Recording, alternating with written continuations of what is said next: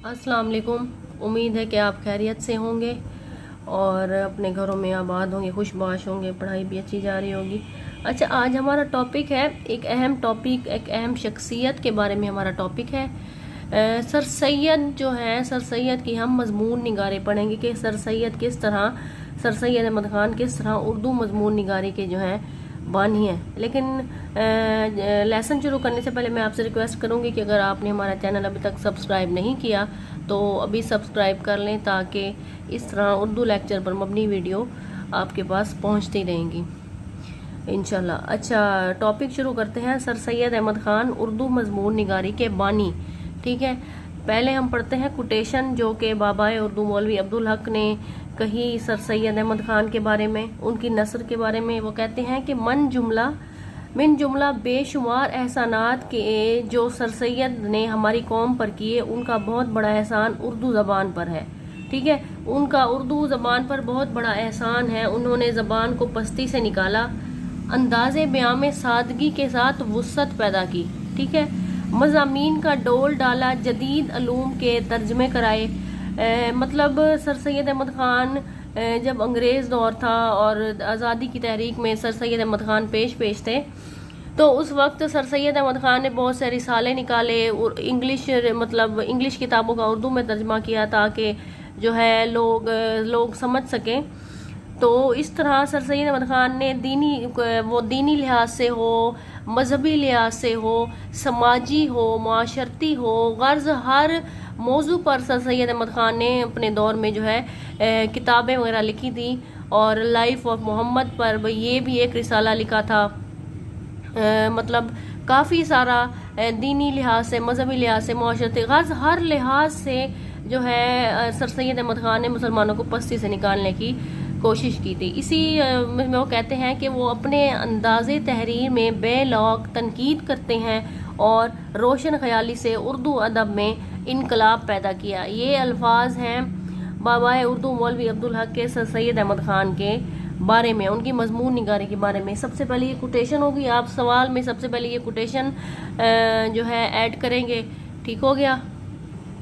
उर्दू में संजीदा मज़ामीन का जो डोल है सर सैयद अहमद ख़ान ने डाला।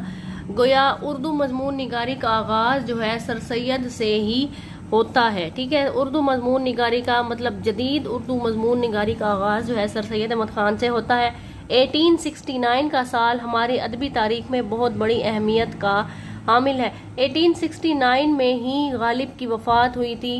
गालिब और जो है सर सैयद अहमद ख़ान का एक ही दौर था और ये बहुत बड़ी बात है। ठीक है, इसके बाद है कि उस साल सर सैयद अहमद ख़ान इंग्लिस्तान गए। वहाँ उन्होंने अंग्रेज़ी तहजीब व मुआशरत का जायज़ा लिया। सर सैयद अहमद ख़ान अपनी ज़िंदगी में इंग्लिस्तान गए थे। उन्होंने ख़ास तौर पर अंग्रेज़ी तहजीब व मुआशरत का जायज़ा लेने के लिए कि वो अंग्रेज़ों की मुआशरत वो देखना चाहते थे, उनकी तहजीब वो देखना चाहते, इसके लिए उन्होंने इंग्लिस्तान का सफ़र इख्तियार किया। ठीक है, उन्होंने वहाँ की जो है तहजीब, अंग्रेज़ी कौम की खुश अतवारी और तमद्दुनी तरक्की के बारे में गौर व खोज किया। मतलब अंग्रेज़ी कल्चर का जो है मुशाहिदा किया और तो इस नतीजे पर पहुँचे कि इस सारी तरक्की के पसो पुश्त दो रिसाले काम कर रहे हैं। ठीक है, उन्होंने मतलब वो सारा गौर व खोज किया। वो इस नतीजे पर पहुँचे कि उनकी सारी तरक्की के पेश नज़र जो है दो चीज़ें हैं, दो रिसाले हैं जो कि उनकी तरक्की का सबब है। उन्होंने देखा कि दो रिसाले काम कर रहे हैं। रिसाले कौन से? ये जोसेफ एडिसन और रिचर्ड स्टील के स्पेक्टेटर और टैटलर थे। ये दो रिसाले जो थे, स्पेक्टेटर और टैटलर थे, जो उनकी तहजीब पर काम कर रहे थे, लोगों में शऊर पैदा कर रहे थे। ये दोनों रिसाले अपनी निगारिशात की बदौलत संजीदा और मज़ाहिया अंदाज में अंग्रेज़ी कौम की तहजीबी और तमद्दुनी इस्लाह करते थे। ये रिसाले जो थे, सर सैयद अहमद ख़ान ने गौर किया कि ये रिसाले जो है संजीदा और मज़ाहिया अंदाज के साथ अंग्रेज़ी कौम की तहजीबी और तमद्दुनी जो है इस्लाह कर रहे थे। उनकी खामियों को हदफ़े तनकीद और निशाना ज़राफ़त बनाते थे। मतलब शौक़ी और ज़राफ़त में ये जो राइटर थे जोसेफ एडिसन, रिचर्ड स्टील, ये जो है मज़ाही अंदाज में कौम की जो है इस्लाह करते थे और शगुफ्तगी के बहराए में आला कदरें सिखाते थे। ठीक है, शगुफ्तगी के पैराए में आला कदरें सिखाते थे। इन लिखारियों की ज़बान सादा और सलीस थी, ठीक है, उनकी ज़बान भी सादा और सलीस थी और मकसदी अदब पेश करते थे। सबसे बड़ी बात, उनका जो अदब था वो जो भी लिखते थे एक मकसद के तहत लिखते थे कि उनके जहन में कौम की इस्लाह के लिए या कौम की किसी भी मामले की इस्लाह करने के लिए उनके जहन में एक मकसद होता था और तब ही वो एक तहरीर को जो है किताबी शक्ल में लाते थे ताकि कौम पढ़े और जो जहन वो कौम का बनाना चाहते थे वो जहन अपनी तहरीरों के ज़रिए जो है वो बना लें। राग ये है कि सर सैयद अहमद ख़ान जो है उन दोनों रिसालों से बहुत मुतासिर हुए और ये ठान लिया कि हिंदुस्तान वापस जाकर वो अपनी तर्ज का रिसाला जारी करेंगे, ठीक है। उन्होंने उन रिसालों का मुतालिया किया और जहन बनाया कि मैं हिंदुस्तान वापस जाके अपनी तर्ज का रिसाला जारी करूँगा। चुनाचे हिंदुस्तान वापस आकर 1870 में सर सैयद अहमद ख़ान ने तहज़ीबुल इखलाक के नाम से रिसाले का जो है इजरा किया। इसके नाम से ही पता चल रहा है तहज़ीबुल इखलाक मतलब दीनी, मजहबी, समाजी, सियासी मतलब हर किस्म की इस्लाह करने की कोशिश की सर सैयद अहमद ख़ान ने और रिसाले का नाम ही तहज़ीबुल इखलाक रखा, ठीक है। और इस रिसाले का मकसद इसके नाम से ही जाहिर है, यानी इखलाक की तहज़ीब, ठीक है। सर सैयद अहमद ख़ान ने इंग्लिस्तान में क़याम के दौरान ही तहज़ीबुल इखलाक का सर वक्त तैयार करवाकर मोहसिनुल मुल्क को भेज दिया ताकि वो पर्चे की इशाअत जो है मुमकिन बना सकें, ठीक है। उर्दू में मजमून निगारी की इब्तदा भी सर सैयद अहमद ख़ान के हाथ में हुई। तहज़ीबुल इखलाक में सर सैयद जो है मुख्तलिफ मौज़ूआत पर जो है वो सर सैयद अहमद ख़ान जो इसमें तहज़ीबुल इखलाक में मुख्तलिफ मौज़ूआत पर लिखते थे, मज़ामीन लिखते थे, ठीक है। उनके तत्बा में उनके रफ़क़ाए कार ने भी मज़ामीन लिखने शुरू कर दिए, ठीक है। तहज़ीबुल इखलाक में सर सैयद अहमद ख़ान के जो छपे मज़ामीन 3 तरह के थे। मतलब तहज़ीबुल इखलाक में जो मज़ामीन थे खालिस दीनी और मजहबी, उन्होंने दीन का प्रचार किया, दीन के बारे में इस्लाह करने की कोशिश की हर लिहाज से। जो उस वक्त अफरा तफरी का दौर था, खून खराबे का और अंग्रेज़ों के मज़ालिम वगैरह, मतलब हाँ गर्ज इन सब चीज़ों में इस्लाह के लिए खालिस दीनी और मजहबी मज़ामीन लिखे। सियासत को भी साथ लेकर चले। इखलाकी और माशरती इस्लाह के मुतालिक, मतलब लोगों की इखलाकी और माशरती इस्लाह के लिए जो कि अंग्रेज़ों के हाथों से कौम पिस चुकी थी, मतलब हर किस्म की इस्लाह करने की सर सैयद अहमद ख़ान ने इस रिसाले के ज़रिए कोशिश की, ठीक हो गया। आगे है कि सर सैयद अहमद ख़ान ने जो मजहबी नौयत के मज़ामीन कलमबंद किए उनकी वजह से सर सैयद की बड़ी मुखालफत हुई। सर सैयद अहमद ख़ान ने मज़हब को जो उन मज़ामीन में उठाया उसकी वजह से सर सैयद को मुखालफत का सामना करना पड़ा, ठीक है। सर सैयद के खिलाफ एक तूफ़ान खड़ा हो गया।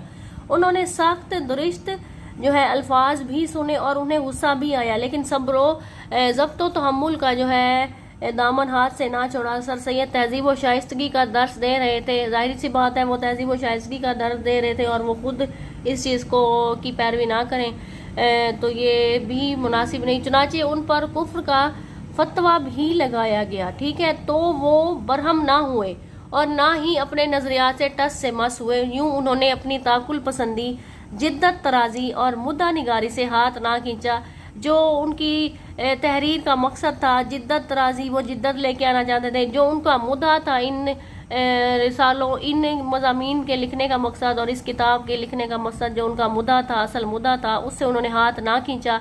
इस ज़मन में उन्होंने जायज़ो नाजायज़ इस्तदलाल का सहारा लिया, ठीक है। अगरचे सर सैयद अहमद ख़ान सर सैयद के सारे मज़ामीन जो है मजमून के मेयार पर पूरे नहीं उतरते।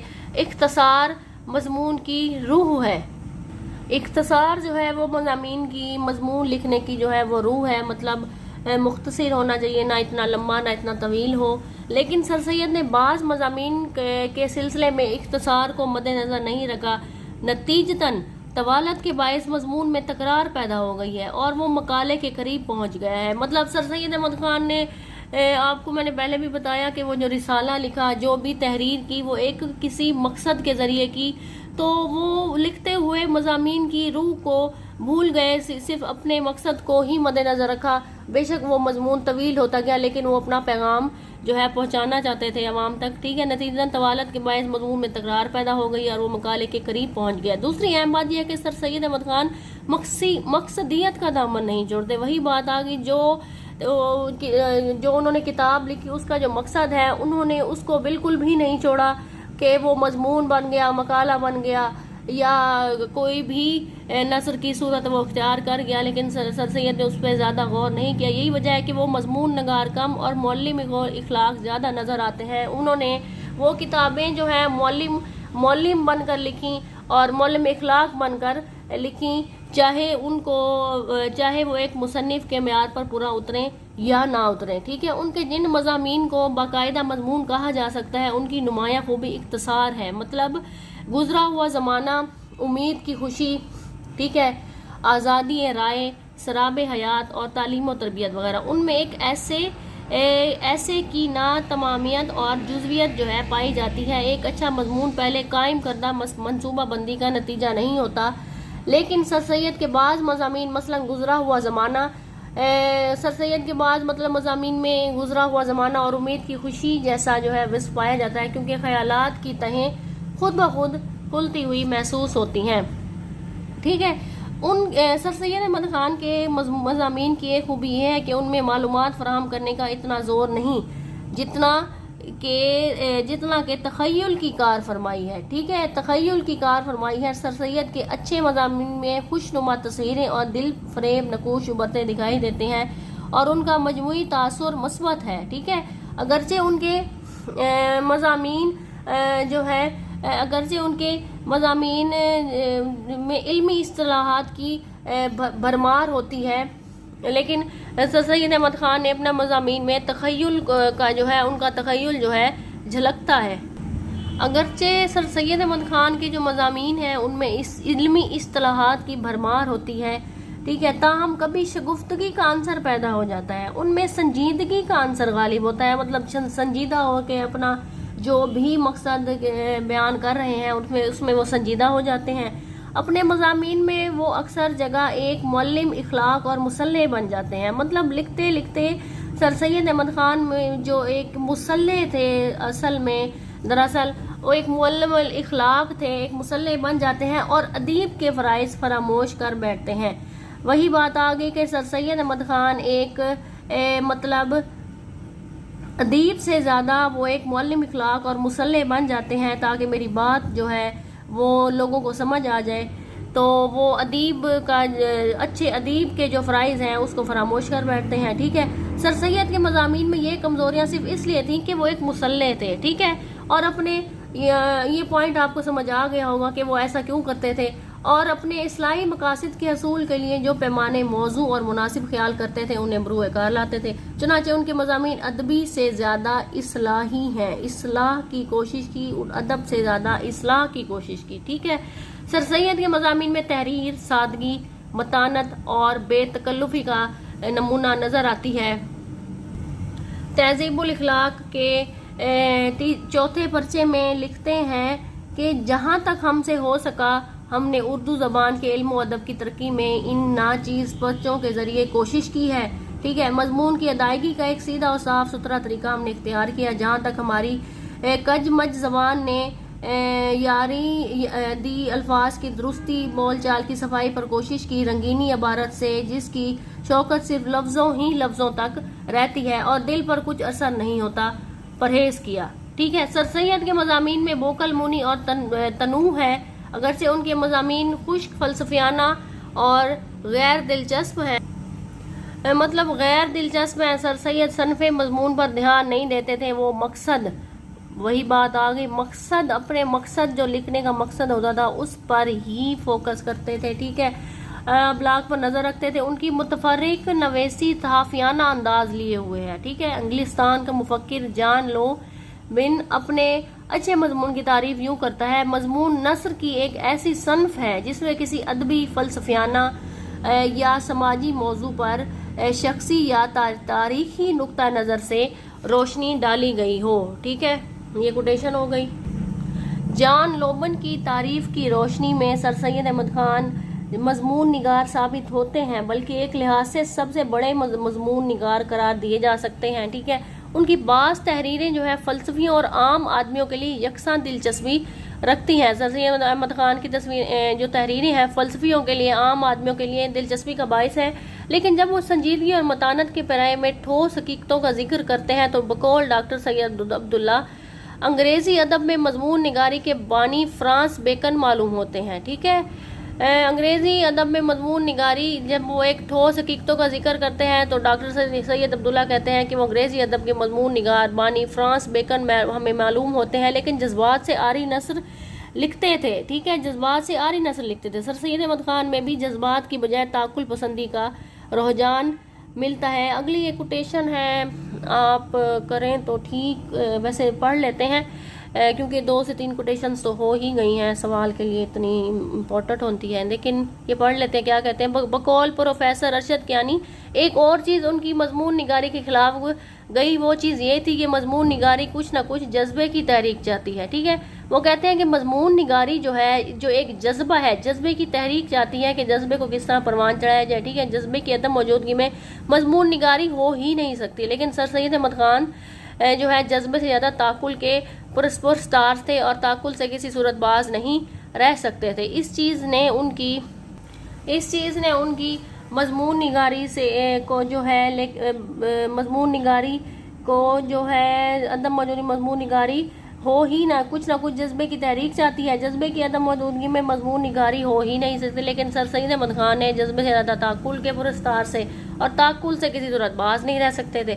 इस चीज़ ने जो है उनकी मजमून निगारी को, अगर वो मजमून निगार बनना भी चाहते, नुकसान पहुँचाया। ठीक हो गया।